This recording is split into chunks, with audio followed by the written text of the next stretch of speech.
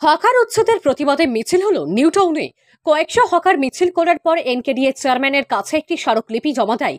তাদের দাবি, মুখ্যমন্ত্রীর নির্দেশ মতো হকার উচ্ছেদ নয়, হকার নিয়ন্ত্রণ করতে হবে, নতুন হকার বসানো যাবে না। কিভাবে নতুন করে রাতারাতি কয়েকশো হকার আবার ছাউনি করে বসলো এবং সেটা সিওর চোখ এড়িয়ে গেল, তা নিয়ে প্রশ্ন তোলেন তারা। প্রত্যেক হকারকে ভেন্ডিং সার্টিফিকেট দিতে হবে। হকিং জোন এবং নন হকিং জোন চিহ্নিত করে যারা নন হকিং জোনে আছে তাদেরকে আই কার্ড দিয়ে হকিং জোনে পাঠাতে হবে। এমন বেশ কয়েক দফা দাবি নিয়ে স্মারকলিপি জমা করেন তারা। এই সভা থেকে এনকেডিএ সিও বিজেপির দালালি করছে বলে আখ্যায়িত করা হয়। হকার সংগ্রাম কমিটির পক্ষ থেকে এনকেডিএ সিওর পদত্যাগের দাবি করা হয়। নতুন হকার এখানে বসানো হয়েছে, চোখের সামনে কত বড় বড় সেট করে হকাররা বসেছে, ফলে এটা এনকেডিএ এর চোখে ছিল না, এটা আমরা মানতে রাজি নই। ফলে নতুন হকার যারা বসিয়েছে তারা হচ্ছে এনকেডিএ এবং তারাই এই হকারদের কাছ থেকে পয়সা নিয়ে তারা এই হকারদেরকে বসিয়েছিল। এবং আজকে সেই নতুন হকারদেরকে তোলার নামে যখন মুখ্যমন্ত্রী বলেছেন নতুন হকারদের তুলতে হবে, তিনি এখন নতুন হকারদের তোলার নামে সমস্ত পুরনো হকারদেরকে তুলে দিচ্ছে। ফলে এই নিউ টাউনের 2000 হকার যদি আমরা পরিবার ধরি, যদি আমরা 5 জন করেই ধরি, প্রায় 12,000 পরিবার মানুষ আজকে না খেতে পাওয়ার জায়গায় চলে যাচ্ছে। ফলে এটা আমরা হকার সংগ্রাম কমিটি আমরা সহ্য করব না। 96 সালের গোটা কলকাতাকে পরিষ্কার করে দিয়ে অপারেশন সানশাইনের যে ডাক দিয়েছিল তদানীনকালে সরকার, তার অবস্থা কি হয়েছিল তারা দেখেছে। ফলে আমরা সিইওকে বলে গেলাম যে যদি আপনার আজকে আমরা বলে গেলাম যদি না শোনেন তাহলে এই 12,000 মানুষের যে অবস্থা হবে তার জন্য আপনি দায়ী থাকবেন।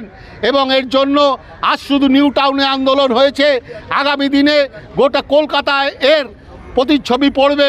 কলকাতা জুড়ে আন্দোলন করব, দরকার হলে গোটা পশ্চিমবঙ্গে এর আন্দোলন হবে। কিছুতেই আমরা এই অন্যায়কে মেনে নেব না। ফলে এটা তাকে বুঝতে হবে যে আমরা কোনো অন্যায়, কোনো হকার উচ্ছেদ, নতুন হকার আমরা পুরনো হকার উচ্ছেদ আমরা মেনে নেব না। ফলে অবিলম্বে তার ব্যবস্থা যদি তারা না করে তাহলে আগামী দিনে আরও বৃহত্তর আন্দোলনে যাব। এবং আমরা আশা করব যে সরকার এই নীতি প্রণয়ন করছে তারই একজন অধ্যস্থন, একজন অফিসার, সে কিভাবে এইভাবে সরকারের নীতির বিরুদ্ধে কাজ করছে এইটা সরকারকে দেখতে হবে। এই আবেদনও আমরা সরকারের কাছে পাঠাবো যাতে অবিলম্বে সরকার ব্যবস্থা গ্রহণ করে এই সিইওকে এখান থেকে বরখাস্ত করে এবং এখান থেকে বরখাস্ত করে নিউ টাউনের যে হকার তাদেরকে যে উচ্ছেদ করা হয়েছে পুনরায় তাদের বসিয়ে তাদের সার্ভে করে তাদেরকে আবার নতুন করে বসানো হোক, তারা যাতে তাদের জীবন জীবিকা রক্ষা করতে পারে। আপনার নাম? আমার নাম দেবাশিস দাস, আমি হকার সংগ্রাম কমিটির যুগ্ম সম্পাদক।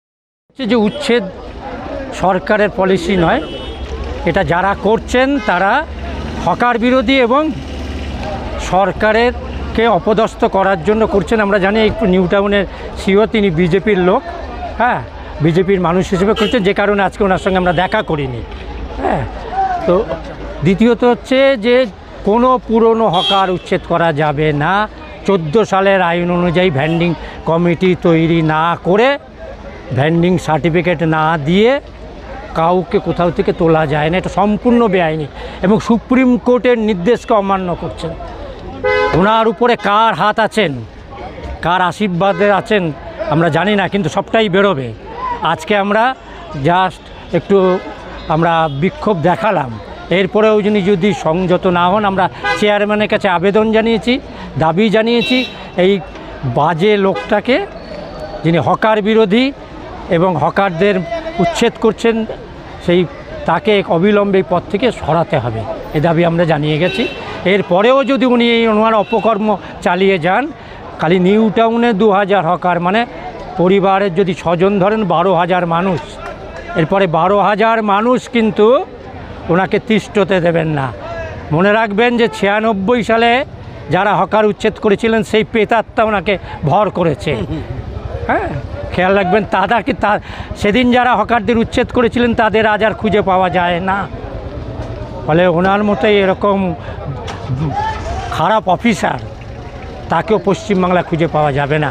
হকাররা বহু আন্দোলনের মধ্যে দিয়ে অধিকার অর্জন করেছে। 96 সালে আইন ছিল না, আজকে 2014 সালে আইন আছে।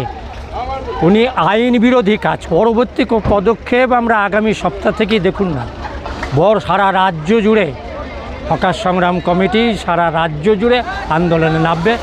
আমাদের ভরসা আছে যে অন্তত সরকার এই খারাপ অফিসারকে সংযত করবেন।